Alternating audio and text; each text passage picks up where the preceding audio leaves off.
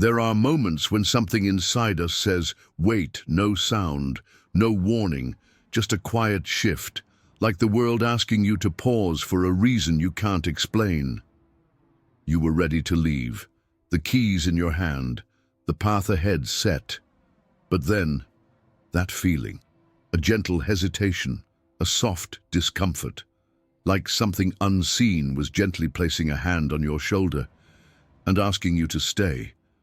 What if that feeling was a message, not fear, not doubt, but a sign, a sacred nudge that comes when danger is near, and only those who truly listen can hear it? Today's story is true. It happened to Daniel Morgan, a man like many of us.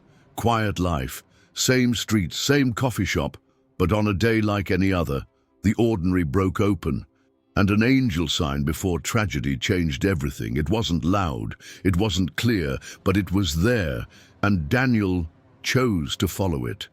Was it fate, a guardian angel, or something deeper, something that watches over us in silence? This is more than a story, it's a reminder that sometimes, when we're about to walk into darkness, grace steps in and whispers, "Not yet." Before the worst happens, sometimes the universe sends a sign. If you believe in guardian angels, fate, or simply want to hear real stories of life-changing moments, subscribe to Saved by a Sign and stay with us for today's powerful story. It was the kind of morning that felt too still.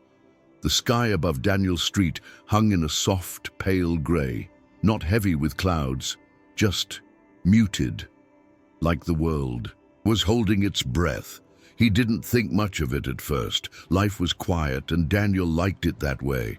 Same shoes, same sidewalk, same corner bakery with the cinnamon scent that wrapped around him like memory. But that morning, something was different. Not loud, not visible, just off. As he passed the usual stone bench on Elm and Third, a spot that was almost always empty, he saw someone sitting there. An old man, thin, hunched slightly forward, wearing a dark coat even though the air was warm. His hands were folded neatly in his lap, and his gaze wasn't wandering like most passers-by. He was staring directly at Daniel. There was nothing threatening about him. In fact, something in the man's face felt strangely familiar, like a dream Daniel couldn't quite remember. Their eyes met for no more than a second, and then, slowly, the man nodded. Not a greeting, not a smile, just a knowing, deliberate nod. And as Daniel walked past, he heard it, quiet, almost lost in the hush of morning traffic. "Be careful today."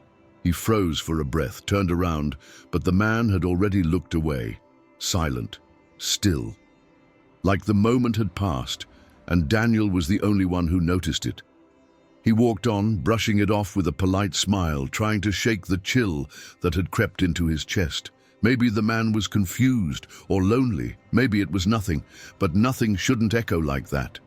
All through the morning, Daniel felt unsettled. His co-workers joked around the office like always, but he barely heard them. The old man's voice, soft, weathered, almost kind, played on a loop in his head like a forgotten melody trying to surface. "Be careful today." By noon, the colors around him felt too sharp. The tap of keyboards sounded too loud. The light coming through the office blinds had turned almost white, and he didn't know why it bothered him so much. He tried to distract himself. Coffee, emails, a walk around the block. But everywhere he turned, there were strange, little coincidences. A bird flying straight into the window and then disappearing. A woman arguing on the phone, repeating, "Don't go, just stay home." And then a sudden heavy pressure in his chest. Not pain, not fear, just weight. That was when he decided to call it a day. No reason, no excuse. He just felt that pull. He didn't tell his boss, didn't even grab his things. He simply stepped outside, and the moment he did, a wave of air pushed against him, warm, still, but charged with something he couldn't name. The streets were quiet, almost eerily so. The wind carried no sound, not even birds. just the hum of distant tires on asphalt. And then he remembered the man on the bench, his coat, his eyes, that nod, like he knew. Daniel walked back the same route, expecting to see the man again, but the bench was empty. He stood there for a long time, not knowing what he was waiting for. That night, as he sat on his couch in silence, a news alert flashed across his phone. An accident, just a few blocks from his office building, a gas leak, an explosion, several injured, some critical. Daniel stared at the screen, feeling every hair on his arms stand upright. He knew that street. He walked past it every day. He would have been there, right there, if he hadn't left early, if he hadn't listened to the feeling, or the words, or whatever that moment had been. He never saw the old man again. Days turned into weeks, and still, Daniel found himself glancing at every bench. He passed every street corner, listening for something he couldn't name. He told no one for a long time, not because he didn't believe it, but because he did, and because he didn't know how to explain it. Was it a warning, a coincidence, or something divine that stepped into his path with quiet footsteps and a whisper? Sometimes when the world is loud, we miss the voice that matters most. But that morning, Daniel heard it. And because he listened, he lived. That night, sleep did not come gently. It crept in slowly, like fog spilling across a quiet field. Daniel lay in bed listening to the soft hum of the city outside, cars passing, distant voices, the occasional creak of old pipes behind his walls. But beneath those familiar sounds, something felt different. When the dream came, it didn't feel like dreaming. He was back on the same street he walked every morning, the one where the bench sat, the one where the old man had spoken. But now, it was completely silent. No wind, no cars, not even birds. Just Daniel, standing alone in the middle of the road, with his breath forming small clouds in the air, even though it wasn't cold. He took a step forward, and then everything stopped. Time didn't slow down. It halted. The leaves froze mid-fall. A newspaper hovered inches above the pavement, suspended in the air. Even the light had paused, casting shadows that didn't move. And then, from nowhere, not above, not around, but within, came a voice. Not loud, not angry, but clear, calm, and final. Look left. Daniel turned, and what he saw wasn't a figure or a face. It was a light, blinding, rushing, consuming the horizon like a wave of sun breaking through a storm. And just before it reached him, he woke up. His heart was pounding, his pillow damp with sweat, his breath came in sharp, panicked gasps, as if he'd just run a mile. He sat upright in bed, hands gripping the blanket, eyes wide in the dark. The room was quiet, but inside him, something stirred, like an echo that hadn't finished speaking. He laughed a little, tried to brush it off. Just a dream, he whispered to himself, but part of him knew better. There was something about it, the way the voice had spoken, the way the world had paused, the urgency in the light. It wasn't like other dreams. It hadn't felt random or strange. It had felt deliberate, like someone or something was trying to show him what could have been. A warning not delivered in thunder, but in silence, wrapped in sleep. The next morning, as sunlight spilled across his kitchen floor, Daniel stood with a coffee in hand, staring out the window, watching people pass, hearing life resume. But the dream still lingered. Look left.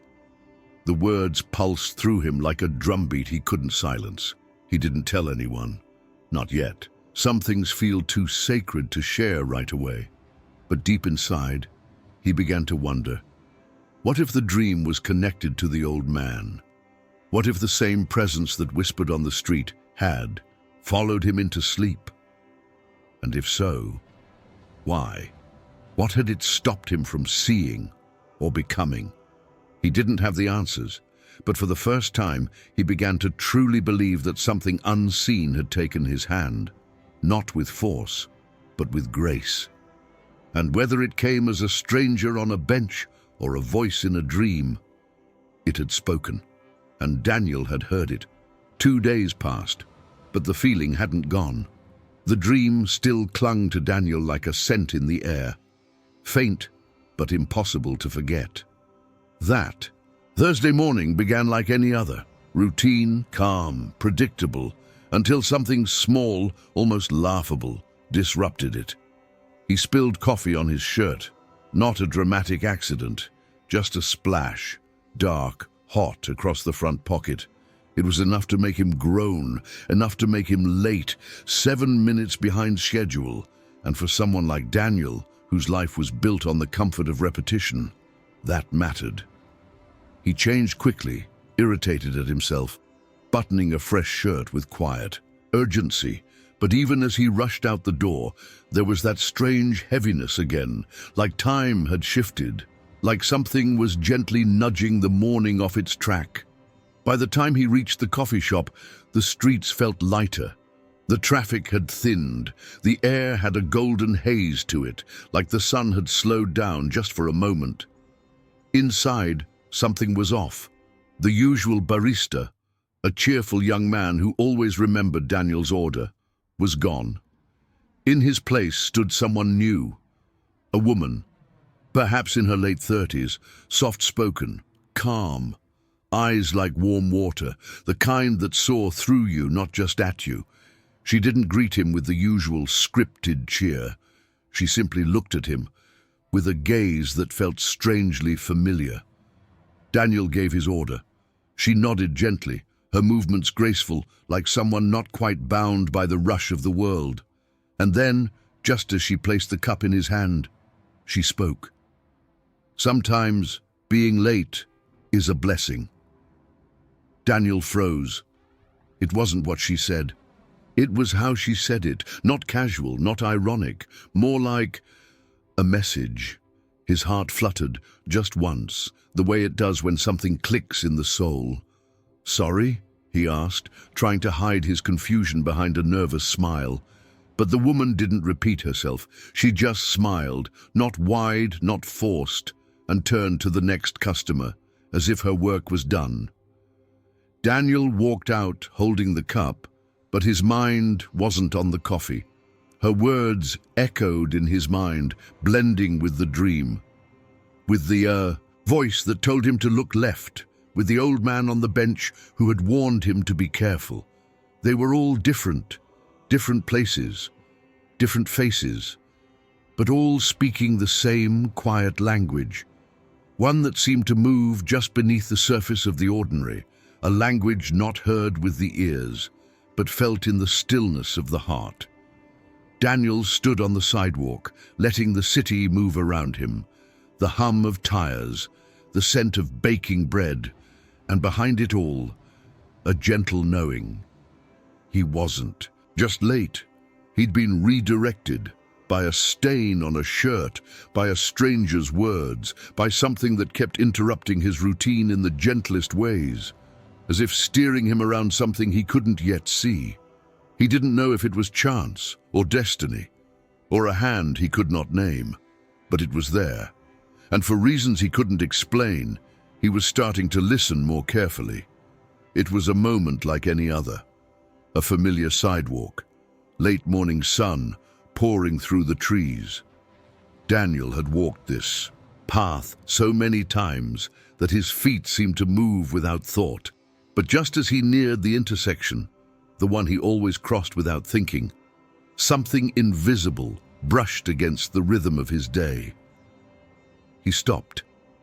Not because of traffic, not because of noise. There was no honk, no shout, no sudden danger, just a feeling.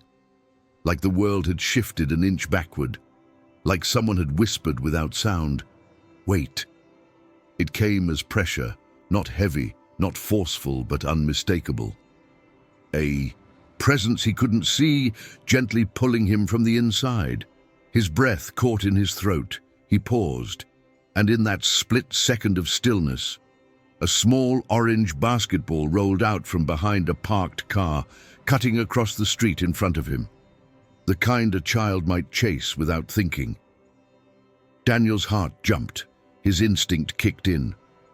He took a step forward to grab it, his body moving before his mind could catch up. And that's when it happened. A sudden push, not hard, not violent, but firm, from behind. His foot stopped mid-air, he staggered slightly, and in that blink of hesitation, a blur of movement tore through the intersection. A car, fast, unseen, gone in an instant. If he had taken just one more step. He didn't move, didn't breathe, just stood there, the weight of what almost happened pressing into his chest like cold stone. The basketball had stopped near the curb. A boy came running after it, wide-eyed and breathless. Daniel placed a gentle hand on his shoulder, without speaking, and the child nodded silently, clutching the ball to his chest. Across the street, life carried on. Cars rolled by. A cyclist passed unaware. But Daniel knew something had stepped between him and the unthinkable. He turned around slowly, half expecting to see someone standing behind him, a stranger, a figure. But there was no one, just the breeze, and a feeling that he had not been alone. He replayed it over and over in his mind. The moment, the pressure, the pause, and that final push, arriving not in panic but in quiet certainty, as if whatever had reached for him knew exactly when to intervene. It hadn't screamed, it hadn't shouted, it had simply acted. Daniel stood there for a long time, one hand still resting against his chest. The world looked the same, but something inside him had changed. He no longer doubted. The signs, the old man's warning, the dream, the coffee shop stranger, they hadn't been random. They were part of something woven just beneath the surface of his life. He didn't know what to call it: fate, divine presence, a guardian watching from just beyond the veil.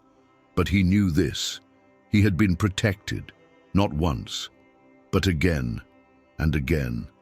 And the more he listened, the more he could feel it. The push had come just in time. Daniel stumbled back, his shoe catching the edge of the curb as a violent gust of air whipped past him. Then came the roar. A delivery truck tore through the red light like a shadow out of place. Metal and weight crashing into the silence he had just stepped out of. It missed him by inches.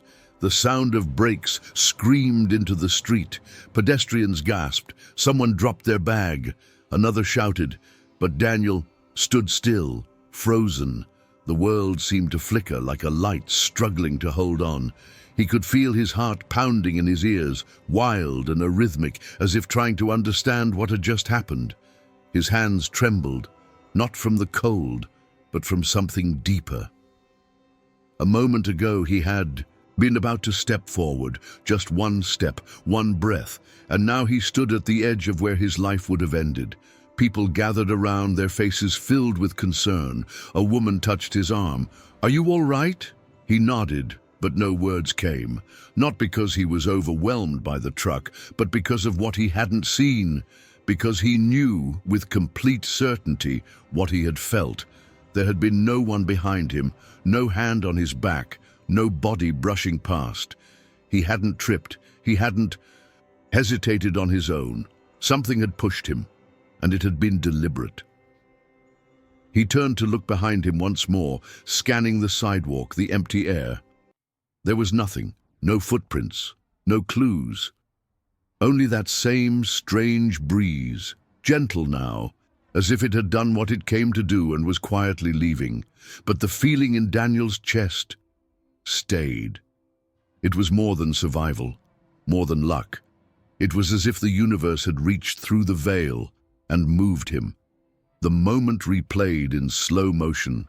Behind his eyes, the rush of the truck, the scream of the tires, the invisible force that interrupted everything. His mind searched for reason, but his soul already understood.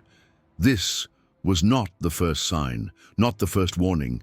It was a pattern, whispers and nudges, all leading to this, a dream that said, "Look left," a stranger who whispered, "Be careful today," a barista who gently reminded him that being late can be a blessing.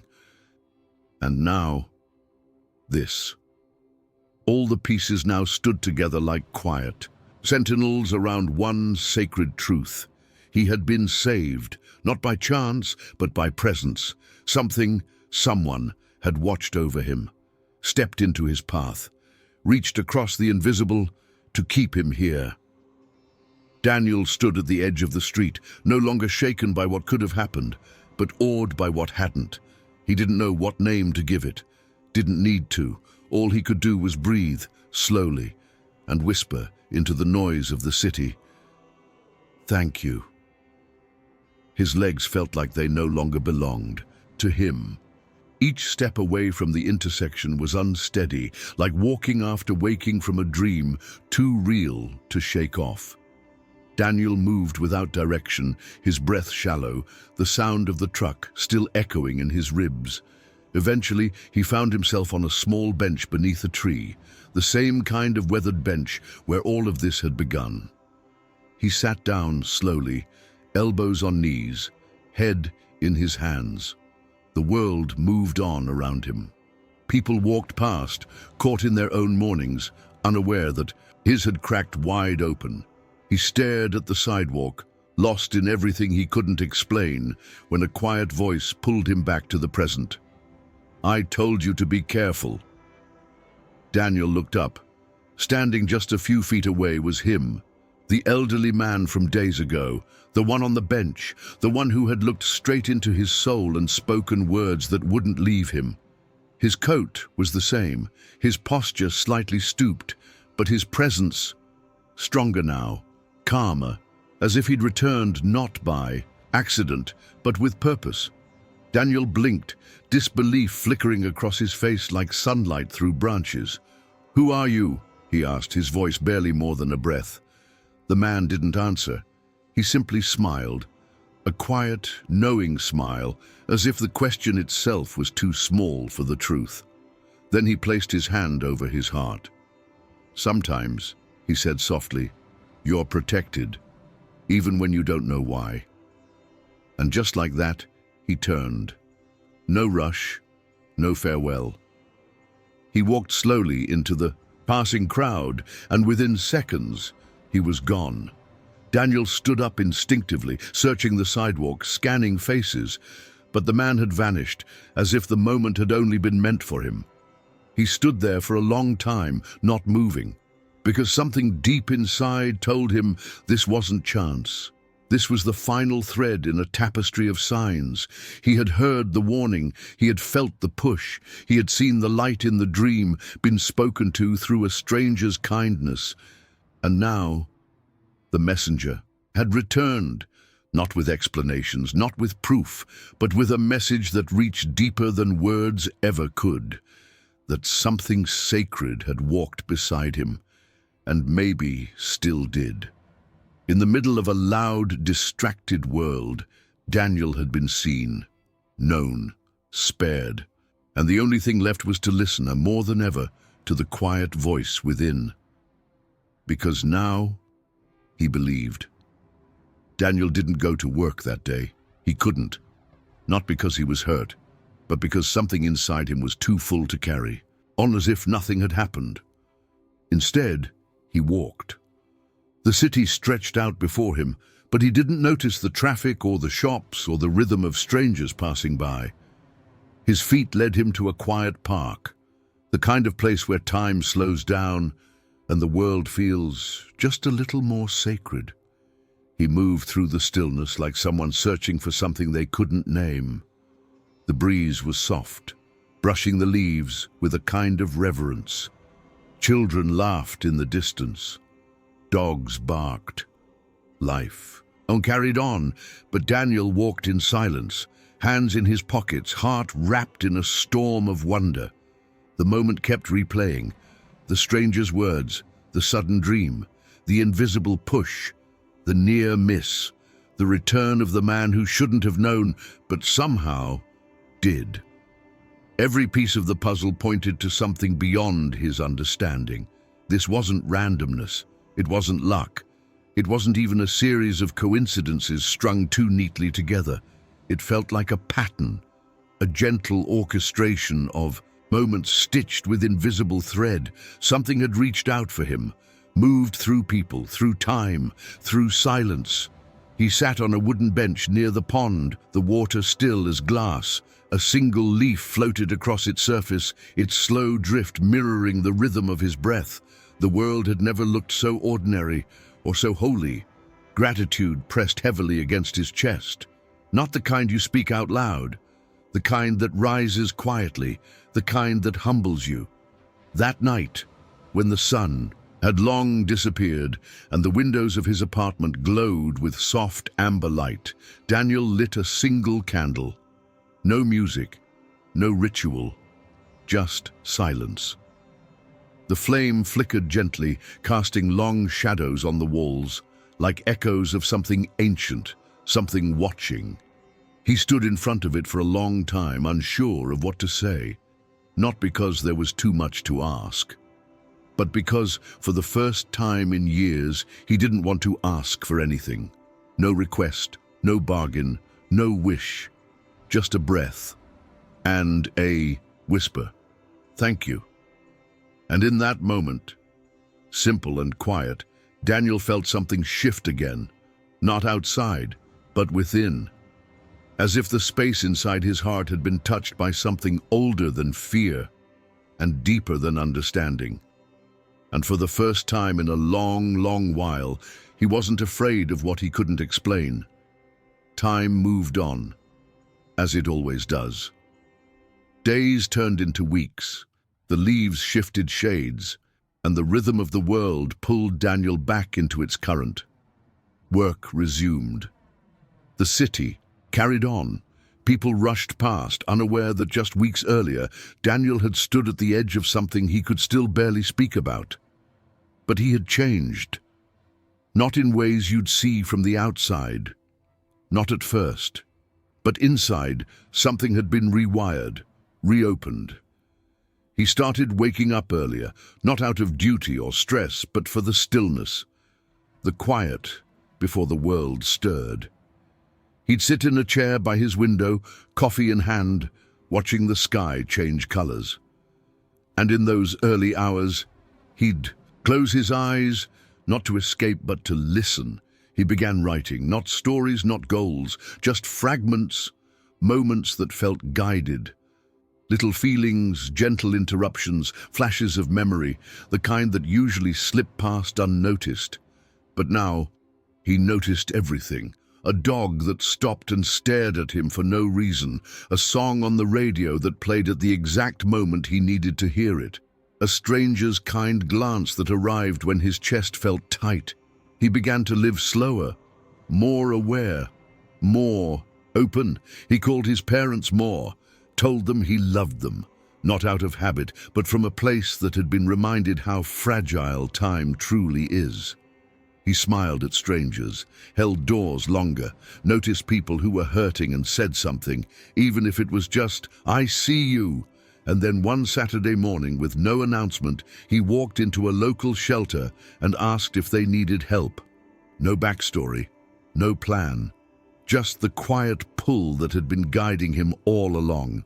They gave him a simple task, sorting clothes, handing out blankets, but he did it like it mattered, because to him it did. The experience that changed him. He didn't talk about it much, not because he was hiding it, but because it felt sacred. Words, he had learned, often felt too small for what had happened. But on the rare days he did share it, usually with someone sitting beside him in silence, someone carrying their own invisible weight, his voice would soften and his eyes would light with something deeper than memory. "It was like an angel gave me one more day," he would say, and then he'd pause, not to explain, but to honor the silence that followed. Because in that silence, he still felt it. Whatever it was that had stepped into his path, shifted time, and whispered through strangers, it hadn't left. It had simply moved inside him. Years passed. The seasons shifted. The world changed in all the ways it always does. But Daniel never forgot. Every time he passed that intersection, the one where the wind paused, where time bent, where something unseen reached out, he stopped.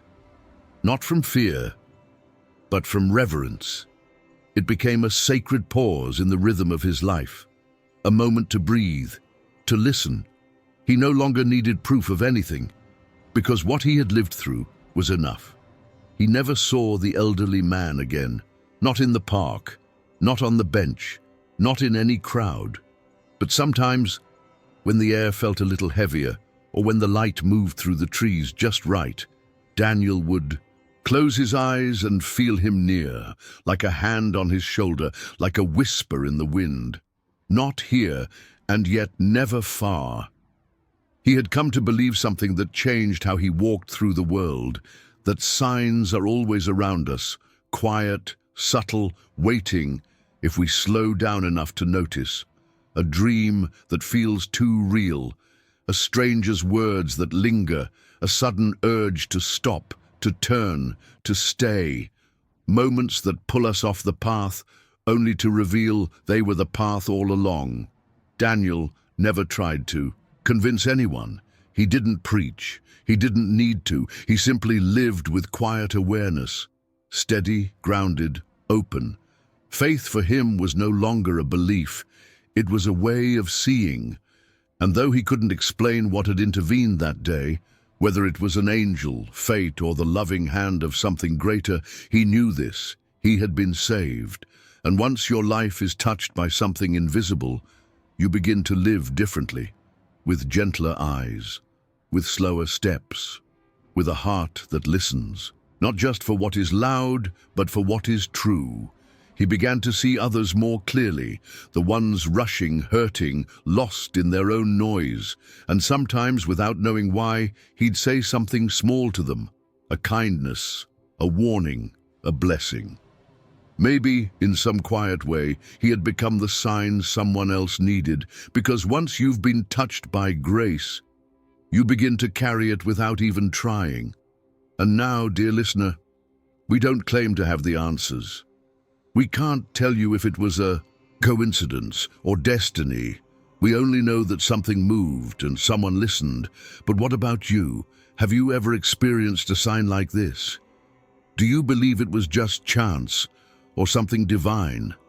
What would you have done if this had happened to you? Do you think angels try to guide us, even when we don't notice? If something inside you stirred during this story, if it reminded you of a moment you've kept tucked away, a dream, a voice, a sudden change of direction, then maybe, just maybe you've already heard the whisper. And if this story touched your heart, don't let these signs go unnoticed.